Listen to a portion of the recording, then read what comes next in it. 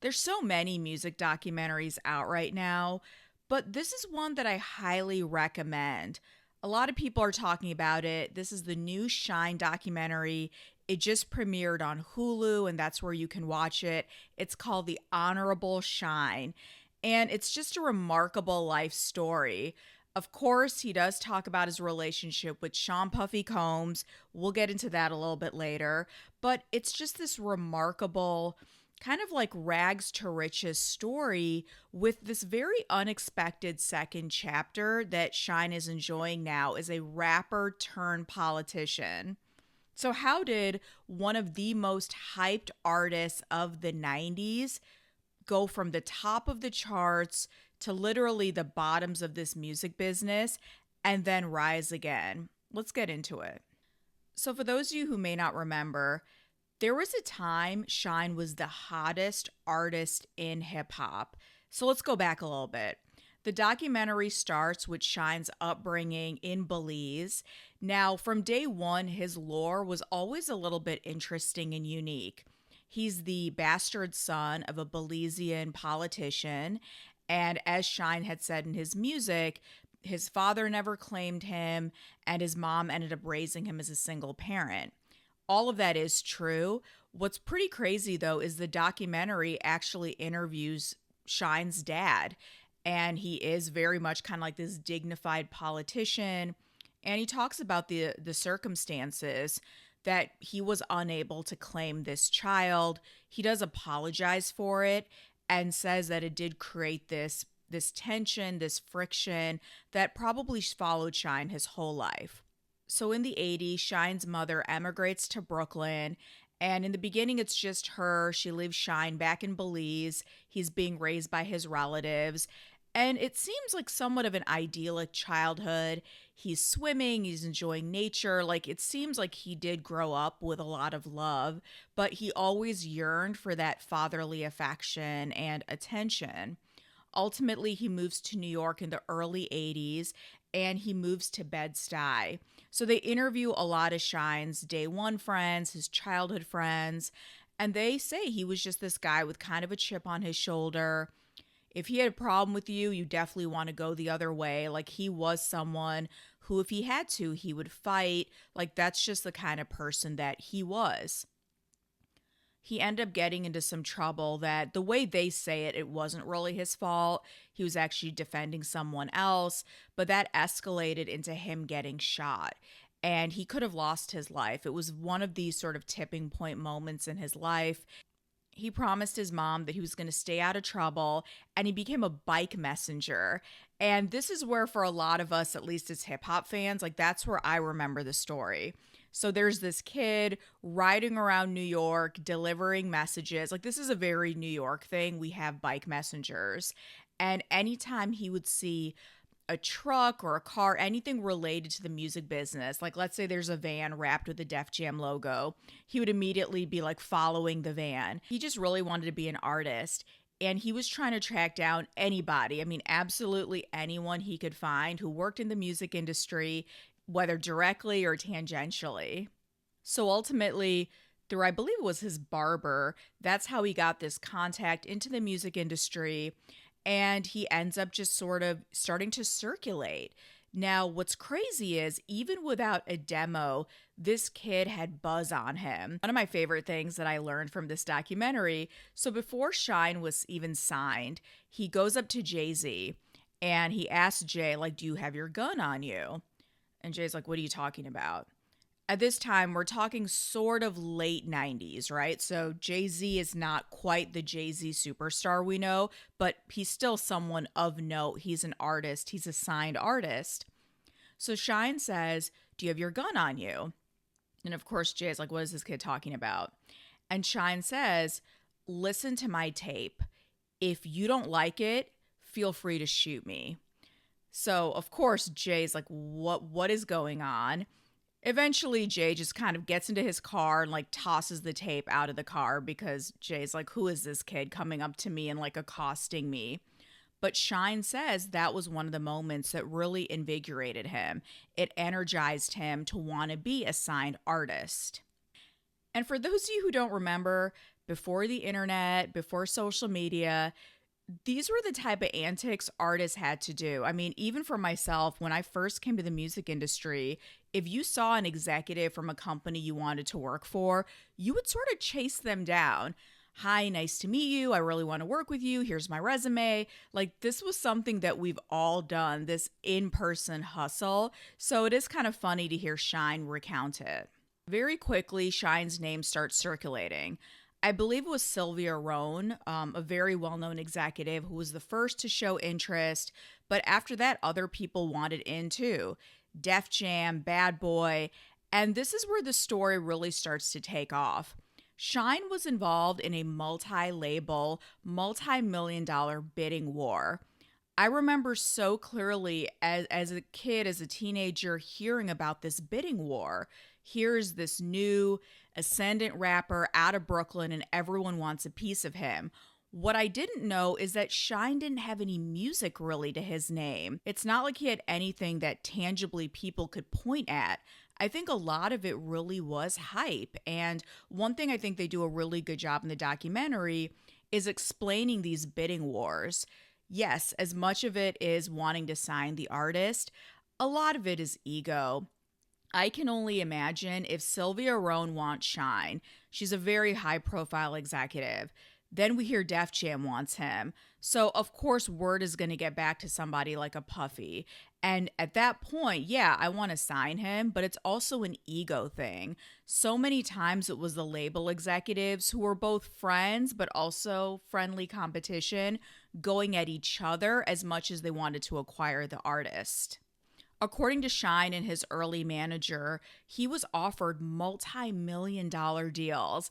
Again, just think about it. No one has heard of this kid's music. All we know is the voice, the personality that we're seeing. It's based a lot on hype. And I thought to myself, we talk so much about labels bidding for rappers, sometimes overbidding, and it's almost this gold rush going on in the music industry. You have one record that's kind of sort of moving on TikTok or SoundCloud or social media, and then it's almost like the vultures. Like everyone comes in and it becomes like this feeding frenzy. But in fact, this happened even in the 90s. So I know a lot of times we like to look at the 90s with like rose-colored glasses. Of course, they knew what they were doing. They made excellent business decisions. No, a lot of it was also smoke and mirrors and hype, and that's just always been baked into the music business. So even though Shyne was getting offers from a bunch of different labels, his heart was set on Bad Boy. I'm not sure what exactly motivated him.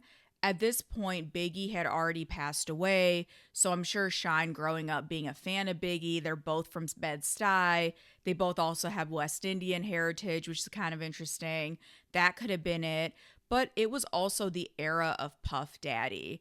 I know now it's very hard to remember a time where Diddy would be in the news for like positive things. There was a time he ran the radio, whether it was a Puff Daddy record, a Puff Daddy feature, or production by Puffy and the Hitmen. This man like ran music and ran pop culture. So I could also just see for like a young kid growing up in New York who wouldn't want to sign to one of the most successful hip hop labels. It's crazy to think about it. Signing to Bad Boy definitely changed Shyne's life, and probably for the best and for the worst. The documentary features a bunch of great talking heads from DJ Clark Kent, Faith Evans, people like Sean Crespo, Kevin Liles.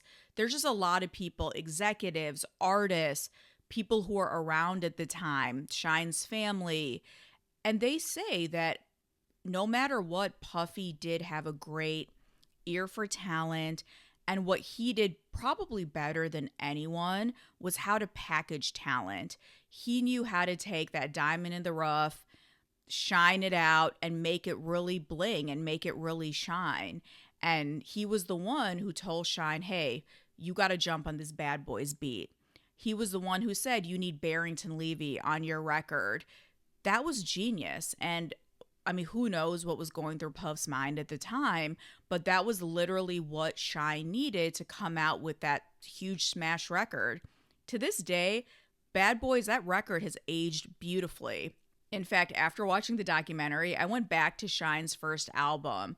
I remember buying it. I have like the physical CD somewhere, and it's aged pretty well. Like for a debut album, I think it's a solid introduction.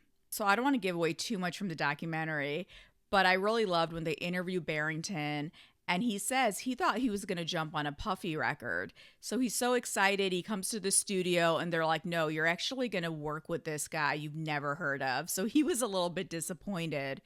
But I mean, Shyne and Barrington, like their musical chemistry is incredible. Between Bad Boys and Bonnie and Shyne, you could see that they should have done a collabo album. I mean, I think it would have hit so many different audiences.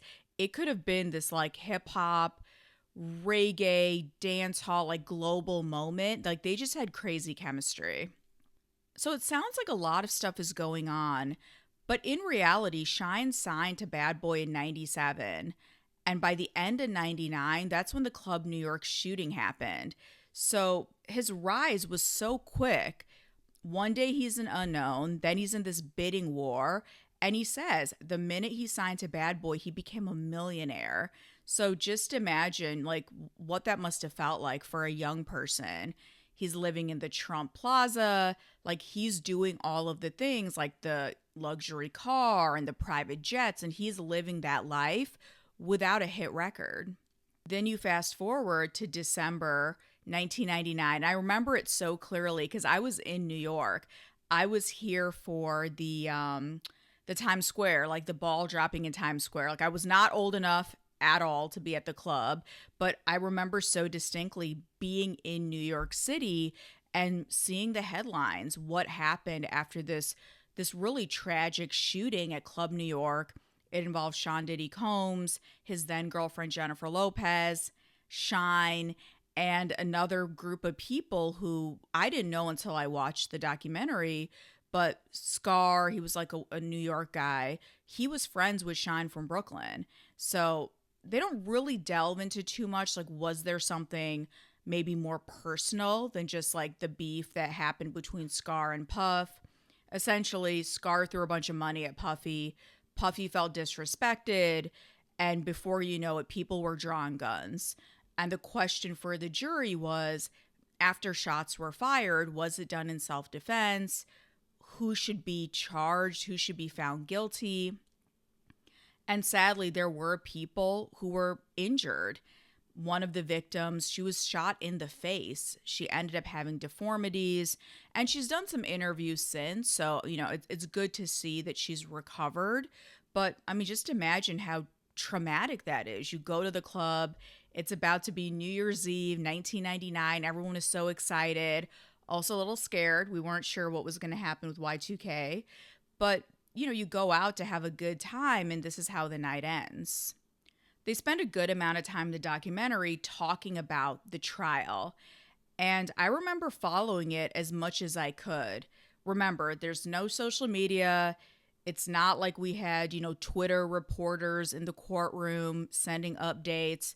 These were things that you would read. I would read most of it actually either on like an MTV News or the New York Daily News, the New York Post, like the local New York papers. They were the ones who very closely followed it. But it was a huge trial. Just remember, I said Puffy was one of the biggest celebrities of the time. He is now fighting for his freedom in the courtroom, and he was looking at a very long jail sentence. I believe somewhere around this time, him and J-Lo ended up breaking up, so you had that kind of angle, like the celebrity romance angle. And Puffy had Johnny Cochran as one of his lawyers. I mean, it very much was this kind of the spectacle. But they interview a lot of people close to Puff at the time. They actually interview Shyne's legal team, which I thought was interesting because Shyne very much feels like his legal team was working for Puff, not for him. And apparently he wanted a mistrial called numerous times. He wanted to change counsel. I'm not sure what happened with all of that, but they were able to get the high-powered lawyer and the legal team to speak on this documentary. Of course, we all know Shyne was found guilty, and he ended up doing a pretty significant bid, whereas Puffy and Wolf, who's Puff's bodyguard, they ended up being acquitted. And I just remember like watching that press conference where Puffy comes out with his mom, Janice, and he's just saying God is good and he's so happy. And I understand, like, for him, it's just a sigh of relief. He gets to go home and be with his kids. But what about Shyne? And while all of this is going on, Shyne drops his album. And all of a sudden, if the hype level was here, now it's through the roof. Because not only is this kid super talented, but he seems to really be living that life. And it added to his street lore, it added to his gritty story. So I think about a lot of the Shyne popularity really did increase, sadly, because it seemed like he was living that lifestyle that he was rapping about. And after that, we really only heard from Shyne when he was doing interviews. There's that famous MTV News interview where John Norris goes into prison. They end up having that conversation. He ended up doing a few double XL covers. And interestingly enough, he actually signed another multi-million-dollar deal with Def Jam for his second album. So I think that just shows you the different sides of the music industry. One minute you're the hottest thing in the world, everyone wants a piece of you. The next minute people forget about you. Or sometimes the things that you're being rewarded for can also destroy your life. So I think there's just a lot of interesting themes in this documentary that, I won't go into in this video, but I think when we talk about things like loyalty, when we talk about like the code and ethics, what's expected from your label, just because you're signed to someone, that's not your friend. And I think Shyne really felt that everyone was looking out for their own best interest. He said he had the opportunity to basically snitch and, kind of point the finger at Puffy, but he chose not to. Now, I don't know if that would have helped him in the long term because, again, he does admit to having a gun. There were witnesses who did see him with a gun, but perhaps it could have reduced his sentence. So I think there's just a lot of conflicting things that were probably going through his mind.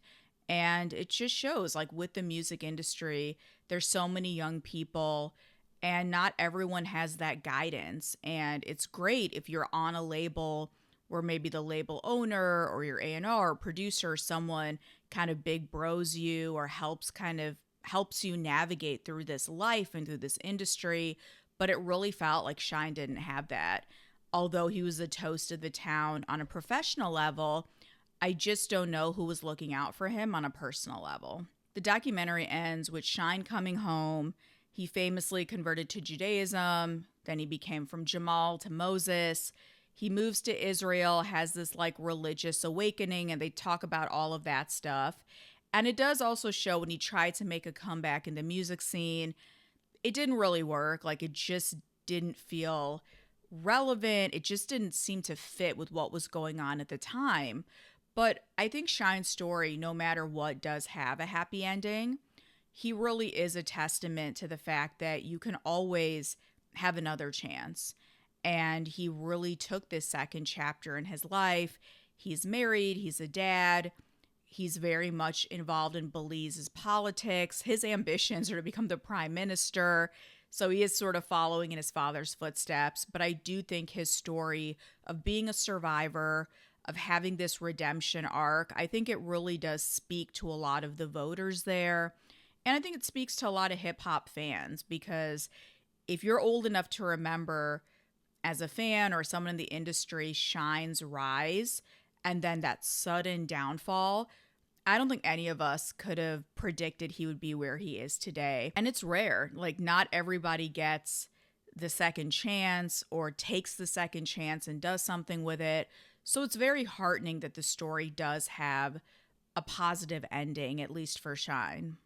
And as they were filming the documentary, that's when the new charges against Puffy surface. So Shyne does talk about making amends with Puff and where he is with him now. And basically he says once he saw the Cassie video, that's what made him really distance himself. And he said in other interviews that being around Puff, he never saw any of the behavior that's being alleged now. And that's something that I've even discussed in my previous video about Puffy. But Shyne does go into that because obviously that's a very topical story that's in the headlines now. So if you're a day one Shyne fan like me, I highly, highly recommend that you watch The Honorable Shyne. But even if you're not familiar with his music and you're just sort of following Bad Boy now, I think it's worth a watch. I think it's really well done. And even if you feel like you know the story, you're probably going to learn something. So I highly recommend it.